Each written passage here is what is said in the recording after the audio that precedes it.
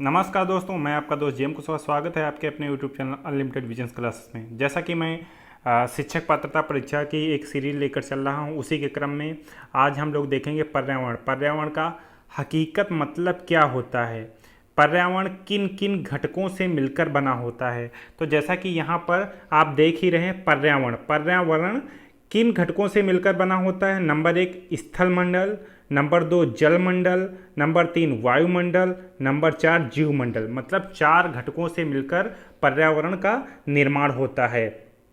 स्थल मंडल में कौन कौन सी चीज़ें मिली होती हैं? पर्वत होता है स्थल मंडल में, मरुस्थल होते हैं और मैदान होते हैं। इतनी चीज़ें स्थल में आती हैं। ठीक है, इतनी चीज़ें स्थल में आती हैं। और जल मंडल में कितनी चीज़ें आ जाती हैं? नदी आती है, उसमें तालाब भी होता है, झील भी होती है, हिमनद भी होता है, सागर भी होता है। इसके अलावा वायुमंडल में क्या क्या चीज़ें होती हैं? मतलब वायुमंडल जो होता है कितने परतों में विभाजित है। तो सबसे नीचे वाला जो परत होती है उसे कहते हैं क्षोभ मंडल, फिर समताप मंडल, मध्य मंडल, आयन मंडल, बहिर्मंडल। इसके अलावा जीव मंडल में कौन कौन सी चीज़ें होती हैं? जैसे पेड़ पौधे, जीव जंतु। तो ये जितने भी घटक हैं ये सब पर्यावरण के पूरक हैं। पर्यावरण इन सब चीज़ों से मिलकर बना होता है। अब जैसे यहाँ पर कुछ चीज़ें ऐसी होती हैं जो बहुत ही बेहद ही समझने वाली होती हैं। जैसे पर्यावरण के भौतिक या अजैविक संगठक।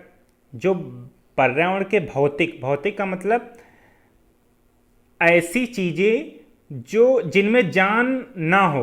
ठीक है, ऐसी चीज़ें जिसमें जान ना हो, जो एक तरीके से कह लीजिए जिसमें जो सजीव ना हो, निर्जीव हो। भौतिक मतलब फिजिकल हो, फिजिकली चीज़ें।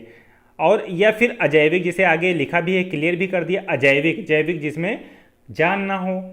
जैसे वायु, ठीक है, इसमें जान नहीं होती। जल, जान नहीं होती। मृदा, खनिज, अकार्बनिक तत्व। अकार्बनिक तत्व में क्या होता? कार्बनिक तत्व जिसमें कार्बन पाया जाता, अकार्बनिक तत्व जिसमें कार्बन नहीं पाया जाता है, नाइट्रोजन, फास्फोरस। इसके सिवाय बहुत सारे भी अन्य पदार्थ भी होते हैं। कार्बनिक तत्व जैसे प्रोटीन, जिसमें कार्बन पाया जाता है, कार्बोहाइड्रेट, विटामिन, वसा। ये सब चीज़ें जो होती हैं ये भौतिक घटक में आती हैं, जिनको हम निर्जीव भी मान सकते हैं। निर्जीव भी उनको कहा जा सकता है, कोई दिक्कत नहीं है, और निर्जीव होती भी हैं। और इसके अलावा पर्यावरण के जैविक घटक वो घटक जिसमें जान होती है, जैसे पेड़ पौधे, जीव जंतु।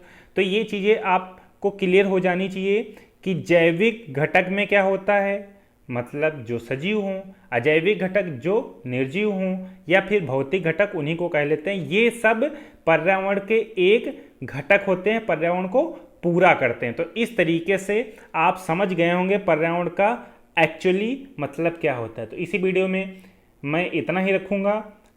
अगर आपको पसंद आता है तो ज़रूर आप कमेंट करके बताइए, और हमारे सभी सोशल मीडिया प्लेटफॉर्म को आप जाके फॉलो कर लीजिए, चाहे इंस्टाग्राम हो, चाहे टेलीग्राम हो, चाहे आप फेसबुक का पेज हो, और यूट्यूब पर तो आप देख ही रहे हैं, इसको भी सब्सक्राइब कर लीजिए। लाइक शेयर और कमेंट करिए। धन्यवाद।